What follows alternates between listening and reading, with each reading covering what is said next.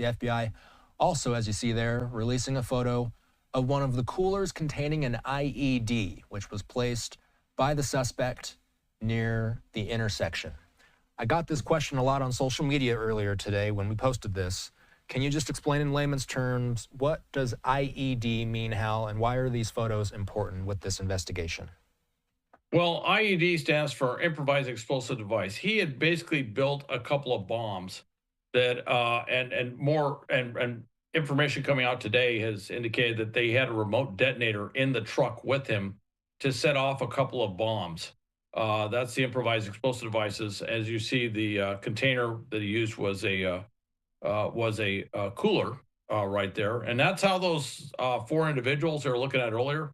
Apparently, there were four individuals, three men and one woman, who had expressed curiosity about these containers on Bourbon Street, and may have opened up, looked at them, or done something. And so the FBI initially was looking for them as possible accomplices because they thought maybe they were the ones that set these things out. Of course, it turns out that's not the case. It was something he had set out.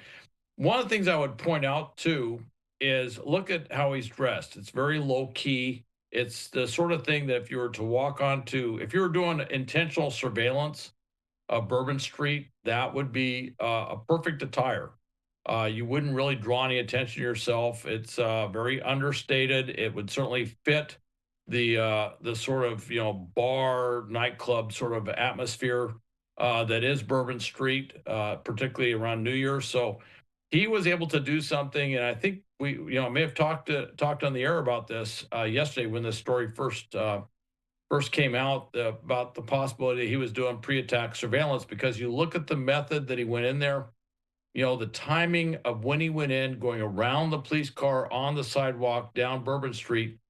To me, that indicates that he did some rather detailed pre-attack surveillance, and this kind of confirms what was most likely there, which is he actually parked somewhere, got out of his vehicle, walked the street, looked at what was there. You'd be, in his mind, he's looking for, okay, what's blocking the street, or where are there ways I can get around whatever's blocking the street, which is exactly what he did. And then he'd be looking on the street to find out, are there any obstacles that he would run into on the street?